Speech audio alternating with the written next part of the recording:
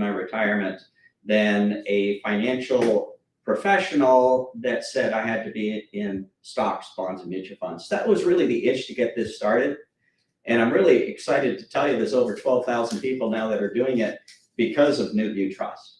So what I come to you today is not as a professional. I come to you as a professional custodian, but I don't come to you as a professional attorney, CPA, or financial expert. I'm none of those. What we do is we basically allow you to take your funds, your self-directed funds, and move them into a type of account. It's called a self-directed IRA account that allows you to have the full choice of what the IRA allows you to do. And I think it's pretty amazing. Some of you that are watching this already know all of this. Some of you, it's the very first time. So if you'll bear with me, I don't want to leave anybody behind. We're going to talk a little bit about this, about the basics, and it really comes into play when we're talking about joint ventures and the way that you can join together. Will here in our audience was talking about joint ventures and say, well, what's the difference between that and a syndication, an LLC, other structured things? And quite frankly, language is what you want it to be, and certainly joint venture indicates you're doing something than just by yourself. And so we're going to talk about different structures and different ways to do it. But I'm going to challenge you, because what's interesting is those 12,000 plus accounts that we have in our files back there, not that many people do joint ventures. Now, they might partner with somebody, and some people feel that's a joint venture. But in fairness, it's really not what we're here to talk about, but I'm going to explain that to you. So bear with me. If you have tax questions, if you have legal questions, you probably have your own relationships there, but we're glad to actually be on the phone with them. So any questions you might have, you can follow this up. There'll be ways for you to contact us, and we'll be glad to answer those questions.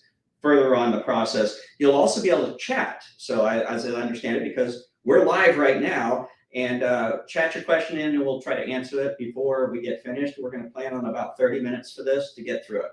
Fair enough? So let's get going. What's the benefit, first of all, of self-direction? I think I told you that was the itch that I had when I started it. My way of retirement was I had rolled over my 401k plan. I had worked at Lockheed Missiles and Space Company, tiny little company out in the West Coast. Actually, not that tiny. But I worked there 13 years, like many of you. That's how we save money, is through payroll deduction. The nice thing is when I left the company, I was able to roll it into a Charles Schwab account. I had access to all these kinds of investments. I didn't know much about it, but it seemed pretty rich, because when I was in my employer plan, they really, really limited the amount of choices that I had. I had all the choices, but unfortunately, when I was playing with my account, and it feels like playing, I would wake up in the morning and check my accounts, and they'd either be red or green. Back then, that was long before the sophisticated computers. And if it was green, it basically meant that I advanced a little bit on my way to retirement. And when they were red, I took a step back. I hated looking at those screens because I was more interested in real estate. And once I learned that I could do this with real estate, that's when I really started taking off in my investments. And I want to share that knowledge and that capability. That's why I founded the company. So the benefits, I think, of self-direction, I think the third dot point is the most important, because any kind of IRA, whether it sits with New View Trust or it goes to Charles Schwab, has the tax savings component, because the rules are the same. The IRS creates the rules around tax savings. We don't change it here in Longwood, Florida, for all of our clients across the US. We can't. We still operate. But the difference is the choice that you have. And now I got a chance to invest in, for me, it was real estate was the main thing. Then it's new businesses and lending money and all a couple things more that we're going to talk about. I felt like I had a chance. I'm not standing in line behind everybody else. I'm not buying things at market price and waiting for them to go up, because that's what you're doing. Let's face it. There is no sale at market day. I always buy at market price. You ever hear these people say, oh, it's time to go buy GM or Tesla or Motorola because it's on sale? No, it's not on sale. It's market price for that time, right? And everybody's dreaming it goes up. But everybody else tends to have better knowledge than you do, or more complete knowledge. But it's not true in real estate. I can have more knowledge than Maggie back there in the back, because she doesn't understand real estate in that neighborhood. And I have to understand what the dynamics are.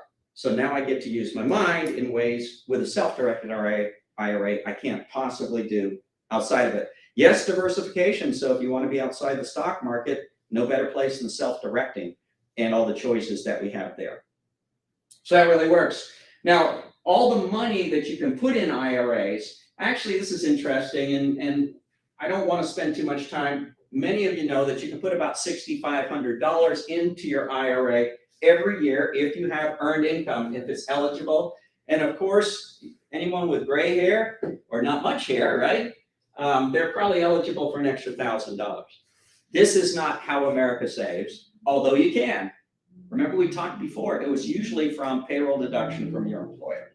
That's usually from a 401k plan, 403b plan, thrift savings plan, these type of big plans that are there for profitable companies and nonprofit companies and government agencies. The reason why this is important is that's where people's wealth goes because they put it in while they're earning. And the good news is the spouse never sees it, right? So that's one of the reasons you might save a little bit longer. But in any case, once you move on for that company, all of those funds can be rolled over to a self-directed New View IRA trust account. So you're going to be able to see that everything that you do here, generally for most people, starts that way. But here's how you can add wealth to it. The solo 401k plan, for those of you that are independent contractors, for instance, realtors is one of the biggest class, you can actually open an account and put in up to $66,000 a year in. The government gives you access to this because since you don't get benefits from an employer, they say, we're going to make this extra rich for you. Now, the government doesn't put the money in. You have to go make the money. But what they give you is tax-free ability to put it in a plan. There's SEP IRAs. This is for, and this is also for independent contractors. To me, this one's much better than the SEP IRA. There's a lot of benefits for that. And if you'll go on our library and take a look at our presentations, I think we have several about the solo 401k. So take a look at that. The simple IRA is for employers that have 99 employees or less. So the local tire store, the local beauty salon, the smaller businesses have an opportunity, and there's some employer and employee match that goes on inside a simple plan. I call these hang-on plans. These aren't the basic reasons that you're going to be self-directing today, but you can add these plans on. So if you have a child, if you have a grandchild, you can actually open an account for them, and all the types of investments you're doing with your IRAs, you get to hang along and do them with your educational savings account, and all the growth, tax-free if it's used for qualified educational expenses. Same thing for health savings account. Oh my goodness, look how much money we can put in here. Family, I can put in $7,700 in that account. I can self-direct it to grow. There's no taxes when I put it in. There's no taxes when I take it out, and there's no taxes from the growth. This is like one of the hidden treasures if you have a high deductible healthcare plan. So make sure if you do that, come talk to us a little bit more about that. Even if you didn't even have an IRA, having this plan with New View Trust is amazing because you can really, really gather together some really important money and go do some fun things. So this is kind of how you get the eligible money to actually go make the investments. And generally, your life has one of these plans, or you're with an employer plan. One day, you're going to be able to be part of these plans too. All right. Now, this is like, we come to this slide and people go, oh, that's a downer slide. Here's all the stuff that I can't do. Well, I want you to understand that probably where your money is right now, you can't do much of anything. If you're with an employer, the average number of choices employers give you is 7 to 9 things that you can do inside your 401k plan or your employer-sponsored plan. Of course, if you're with Charles Schwab or one of the major brokerage houses, you can do anything that they allow you to do. It's going to be individual stocks. It's going to be index funds. It's going to be the types of investments you probably don't know that much about, so you're going to have to rely on experts. Maybe like Kramer on MSNBC, who failed to call right the last downturn. But you'd be surprised on how many people will hear a stock tip and they'll bet their retirement on the stock tip. Complete stranger. You have no idea whether they just bought that stock and hope to have it fill up and to have it go up. It's called churn and burn. They might be doing this with your retirement plan. It never was really, really comfortable for me. But I want you to kind of understand what the limitations are. Because when you start going into joint ventures, that's when you're going in and you're doing things with other people. So let's talk about those restrictions. They're called prohibited transaction rules. And it has to do, think of two things, A and B. First are the types of transactions that you're not allowed to do with disqualified people. And if you just listen to this for a moment, the disqualified people, I'll explain who they are later, but hold to that. What you're not allowed to do is you're not allowed to transact your IRA to transact with disqualified people. You're not allowed to rent from disqualified people. You're not allowed to get credit from your IRA. You're not allowed to get the use out of your IRA. We'll say, well, who are these people that are disqualified? Well, number one, you are. What's that mean? Well, first of all, you're the one that completely controls your IRA choices, right? So when you're sitting on the platform of New View Trust, we don't direct it, you direct it. That's why it's called self-directed. You are actually the trustee of the plan. Trustee of the plan makes choices in the plan, right? We're the custodian. So in order for you to be able to do what you're doing, we have to have the custodian follow the rules so that we keep your accounts tax-free. If we don't, they're going to get distributed to you, and then you're going to feel all the tax burdens. So understand what we're trying to do here. Now, so the people restrictions are this. If I were to buy a piece of property on the beach, and the beach is nice, I hear the east coast of Florida is very nice. I go there quite a bit. And I see properties for sale and they keep going up, and then they'll crash back down and then they'll go up. This is the state of real estate. But what if I wanted to buy a piece of property on the beach in my IRA and go stay in it? Would that be allowed? Anybody? The reason it's not allowed is because I'm getting a benefit from something in my IRA. What's the only way I can get a benefit? Will, do you know the only way I'm allowed to get a benefit from my IRA is how? Pick a distribution. That's it. So it's not really, you're not getting a benefit while it's in the IRA, you're getting a benefit once it's out of the IRA, right? And don't tell me that IRAs don't benefit you while it's in there. It sure makes me feel a lot better when I have a big IRA. So you get a benefit, but it's a benefit of peace of mind. It's not a benefit of use, right?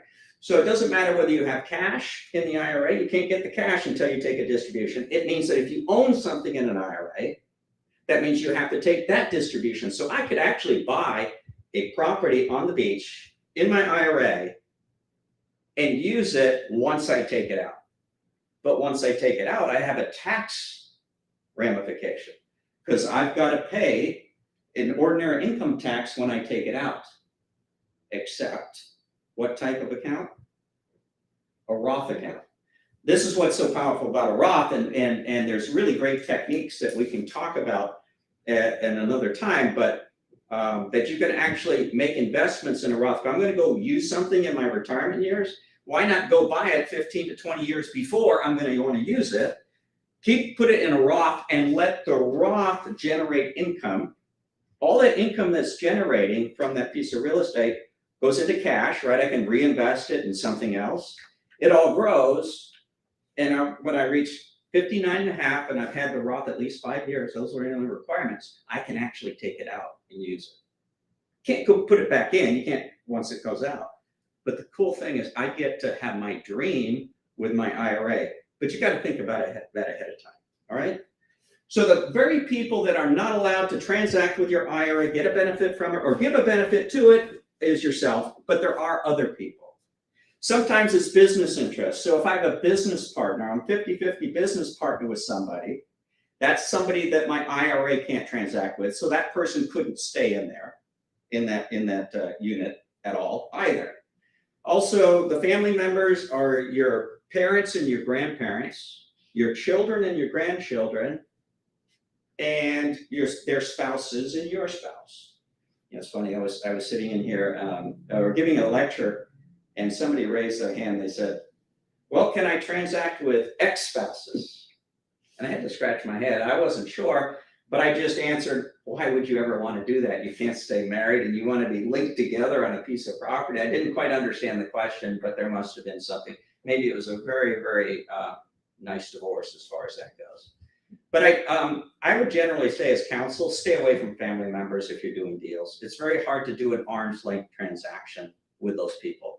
And that's really what the IRS is trying to keep you against on the people restrictions. It's section 4975 of the code. If you want, those of you that want more information on that, we can send you that. We're happy to do that.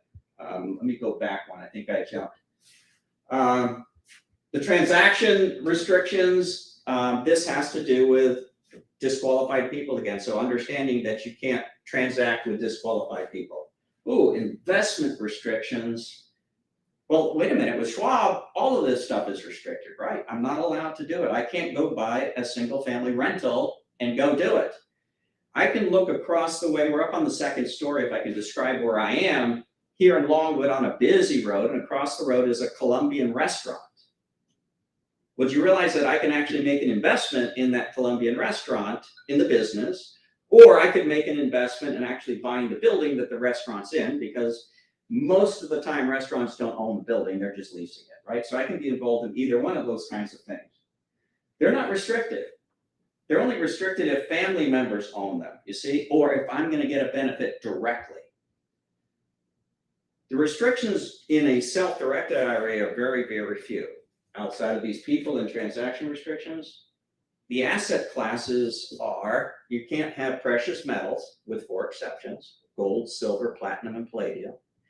You can't have antiques, work of art, collectibles, and you can't have life insurance in an IRA. All those are listed. They're in section 4975. Once again, at the end of this, you're going to have a chance to actually send us an email or a text, and we'll get you that information. Very, very simple on things you can't do. It's so open.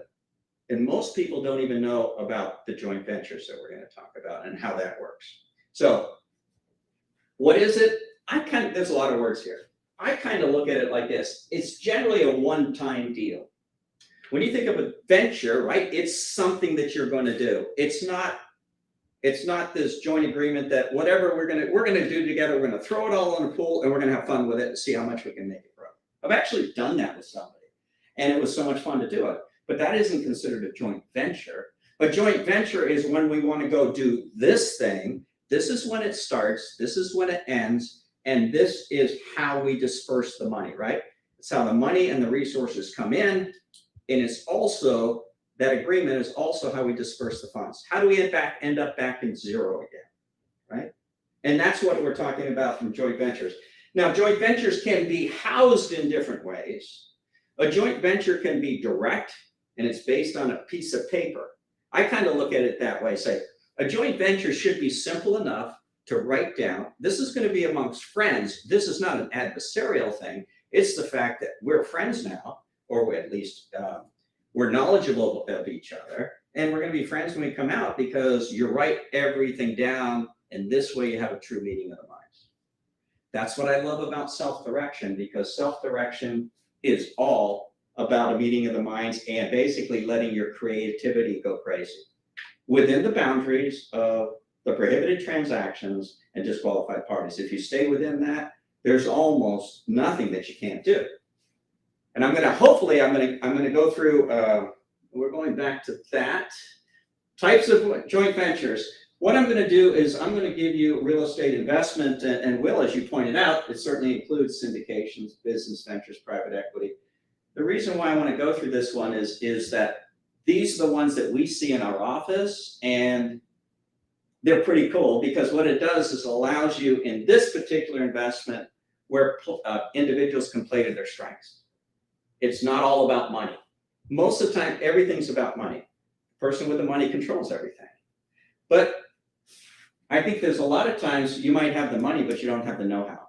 So you're going to have to go get the know-how. I want the people on my joint ventures to have the know-how. If I have the money, I don't want other people with money necessarily. I want them with know-how.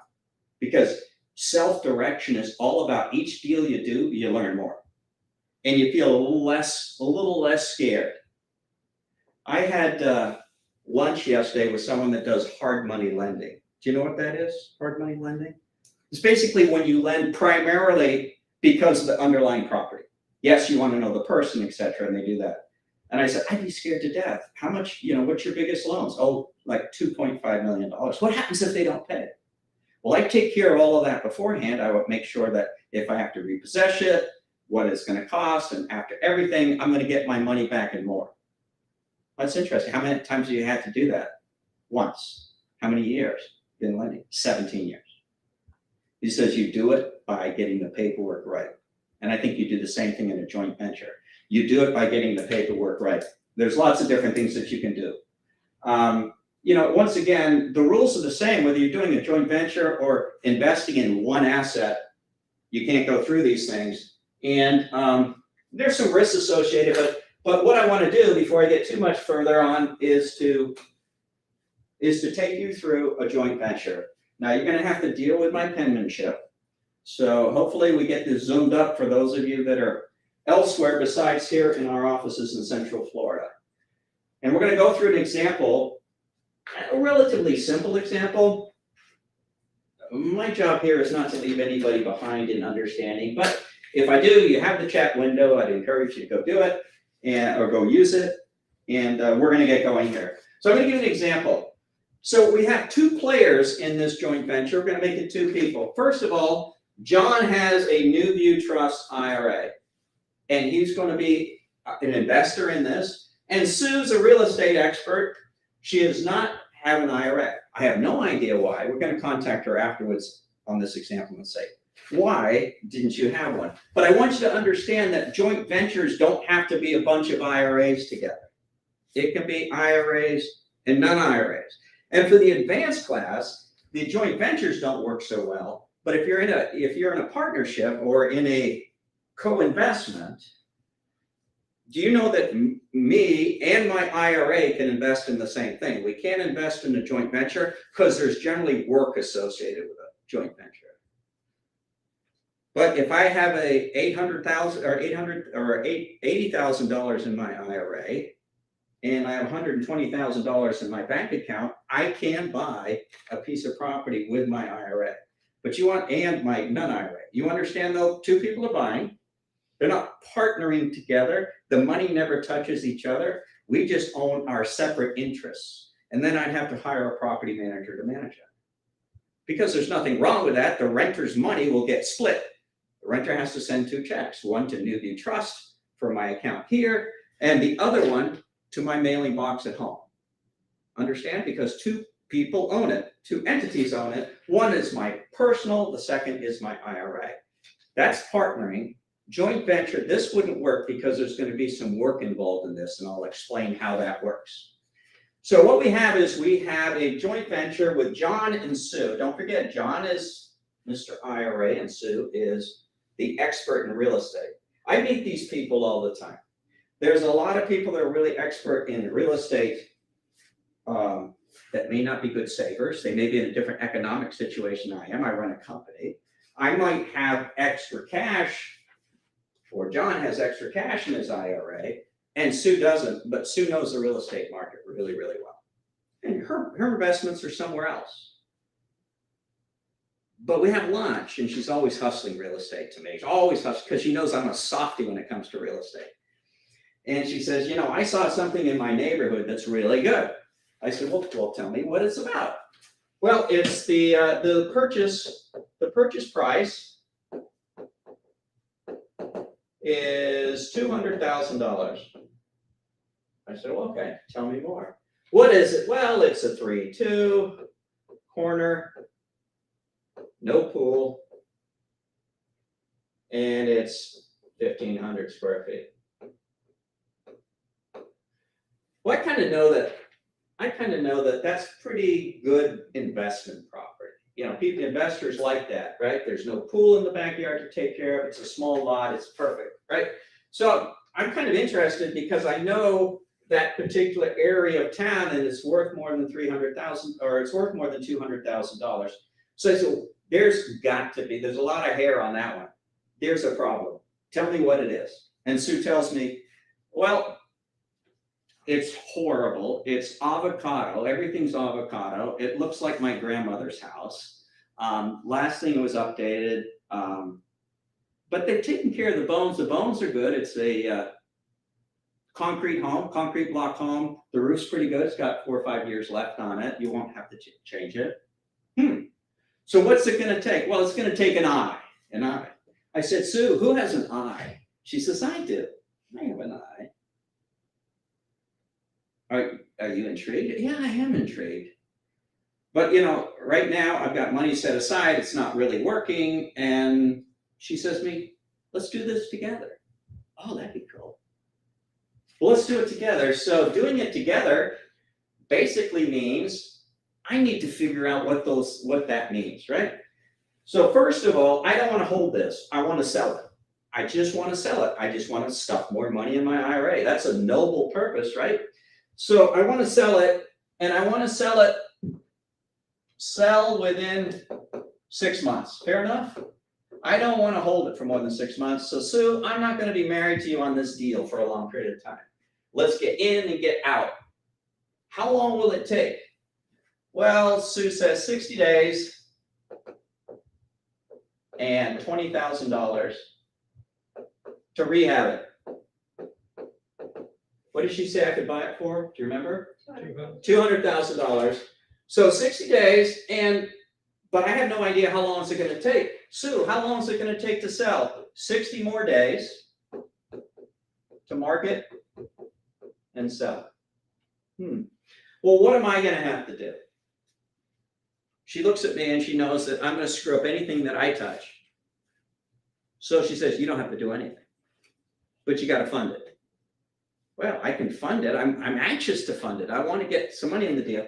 I said, well, you notice I became John real quick in this example. I'm sorry about that, but I just can't. This is too good a deal. I don't want John to have it. I want my IRA to have it. So my IRA is about to have this. So 60 days comes in, and so what we do is say, okay, that's fine. So the money I'm going to, I'm John, right? John's IRA is going to contribute $200,000. Fair enough? $200,000. All right? That's what John's going to contribute. Well, what's Sue going to do? Well, Sue is going to she is going to run the rehab, right?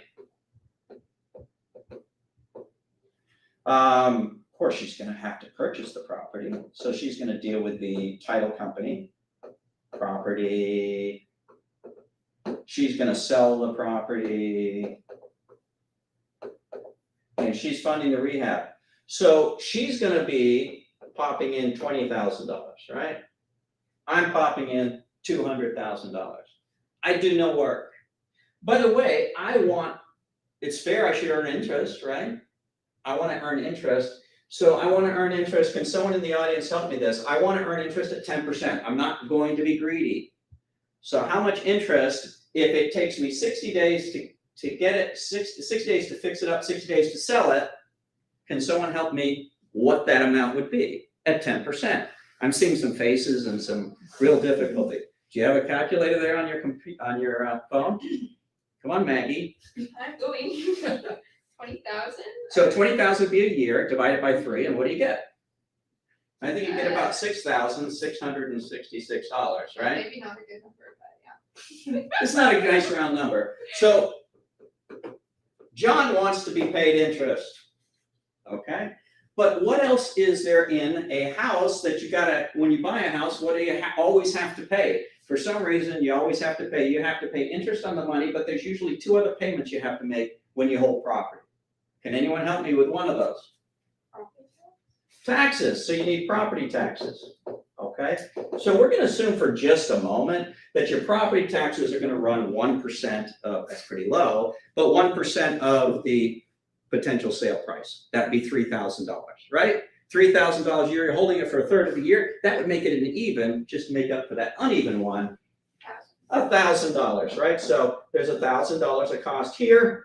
And what else is there? Stamps. There's all that. We're leaving that. We're leaving that out. There's usually insurance, right? So if it burns down, etc., I'm going to want that because I'm on the hook. My IRA is on the hook, right? So I'm going to want that. So there's other costs, and let's say insurance. And by the way, in Florida, this has gone up a lot recently. For those of you that are in Florida going, hey man, I got a text for someone that owns 40 acres and he has a very tiny home. And he said, last year it was $4,000, this year it's $7,000.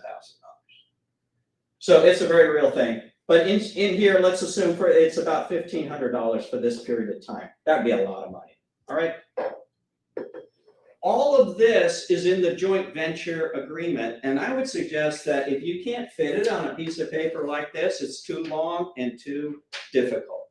That's all you need to do. So if I'm the IRA holder, or John's going to he's going to have this signed.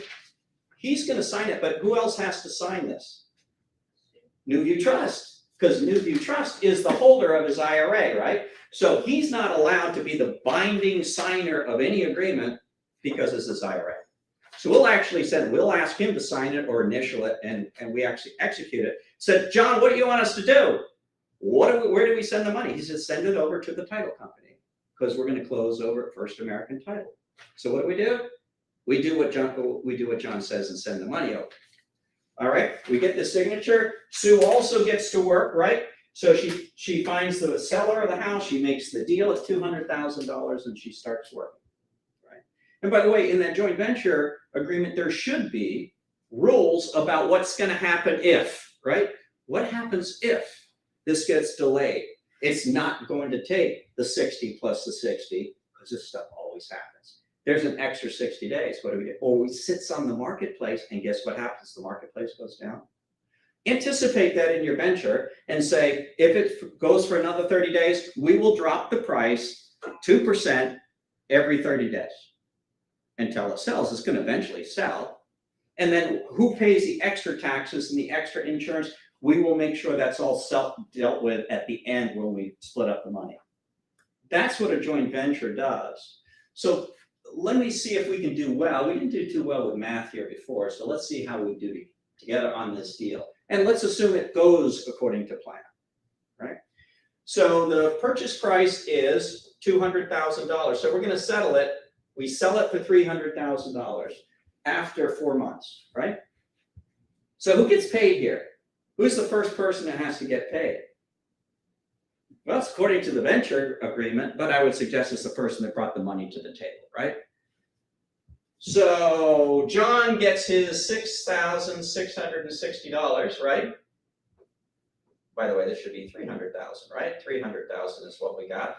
So we got this, minus $1,000, minus $1,500. And if it said it in the joint venture, she may get her money back. I don't know. But let's assume that she gets her money out of the deal. Did I miss any of the expenses? No. So what do we end up on this deal? Maggie, how are we doing? 270,900. 2,000, go ahead, what's again? 270,900. And what was the purchase price, do you remember? 200,000. All right, so the profit's $70,900. And however we set up the distribution percentages, it doesn't matter. We have to follow it, right? So to make it simple, let's make it 50-50, right? And that's really good because guess what? When I do this deal, do you think there's another chance I'm going to get together with Sue and do the next deal? Oh my goodness, yes. And that's what's kind of fun with self-direction is because your investment partners, your joint venturers, you'll do deals about deals about deals because this just makes the stock market pale in comparison to what you're able to do here. So we're going to split this up and this is 35,450, right? Is that right? Mhm. Is that it? That's right. Okay, so this belongs to John's IRA, right?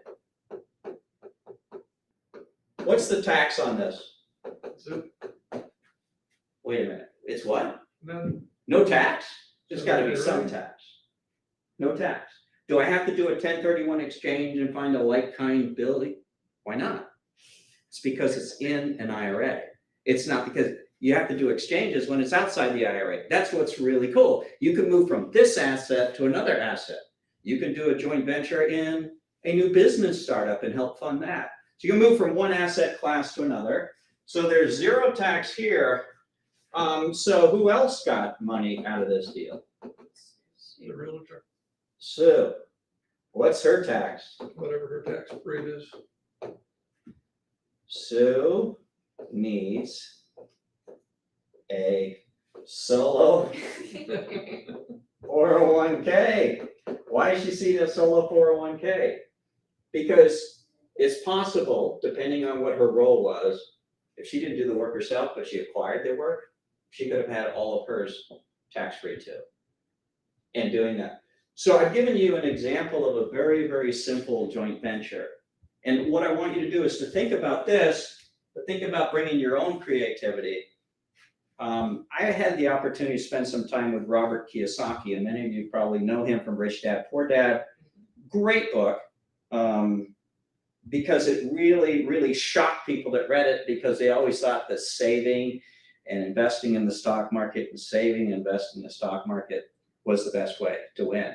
And he turned that on its ear with that book. But I'm talking to him, and we don't realize that other people have problems that aren't ours. So you say, what problem could he have? He's adored by crowds. Anytime he speaks, there's plenty of people. He created a university. He's written, I think, 11 books. And he's obviously built wealth because he knows how to build wealth. And he said, you know, a lot of people are very afraid to pitch anything to me. Like, I'd be scared to death to put an investment idea and start a Robert. Because Robert, let me tell you, his language can be pretty salty. And he suffer fools lightly, you know. So I kind of like might be a little intimidated by Robert. But he says, here's the deal. He said, one of the biggest challenges is when you have money is keeping it working. He said, I hate it when my money's not working. So if you come to me with a good deal, I want it. I want to hear about it. And many people that don't have money have no idea how to talk about people with money. It's not secret. It's not hush. It's not a bad thing, but just come with an idea and my money will follow a good idea. And once you find people that have IRAs or wealth in any other place, let them fund your deals and you become a really close partner. And a lot of times you'll end up learning a lot partnering with people with wealth because they got that money somewhere. And generally it was through hard work or ideas. So you get to use the ideas in doing that. So I love investing that way. I love co-investing with other people because I don't have to find my own deals. I don't have time to do it, or I don't have a talent in doing it.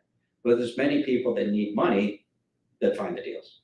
So it's a great way to partner. So I'd encourage you to think about joint venturing in a whole different way. When you have your funds here, all these options are available to you. We do these meetings, by the way, once a week, I understand, and they're also up on our website for, so pick these subjects and take a look at them. Come back and share with your friends. Here's what to do next. Go ahead and throw your camera up against that and take a look. Just click on it. And it's going to get your consultation. While we have business development people, we have very few of them. And we have a much stronger demand. So we have to do a lot of these things by appointment. And that's kind of the best way that you can reach us. If you have questions on anything to do with this discussion today, are there any questions online I could ask Maggie before we wrap up? We have two questions. Yes. Question number one, can you leave a joint venture early? Of course you can. There should be provision in the joint venture is what happens, right? It's going to be subject to negotiation, right? And once again, the person that you're joint venturing with cannot be a disqualified party. But certainly you can make a determination, I want to leave early, I need my money back. What if I substitute this money? There's a fairness doctrine, right? But it's absolutely up to both parties to make the negotiation, both beforehand, which is better, but even in the middle of this, you get to do that. Second question, are there any reporting requirements for joint ventures in an IRA? Generally not. The paperwork is going to go on our files. And it's going to, and you would use the same paperwork to give directions to the title company. So whatever you have on distributions and all of that, it would guide the title company. You're not supposed to create this as you go. If you create it as you go, the IRS could take a look at this and say, this wasn't really a transaction. This is all about moving money illegally out of your IRA or into an IRA. Don't forget that people want to do both things. Sometimes they want to get it out early, and there's penalties associated with, depending on the accounts, getting it out early, and they want to skip the penalties. And then there's other people, I would say even more smarter people that want to get money in.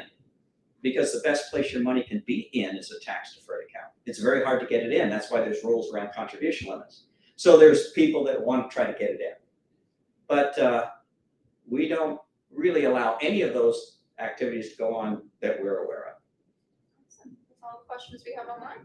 All right. Well, thanks so much for coming today. Once again, we have a wealth of material online.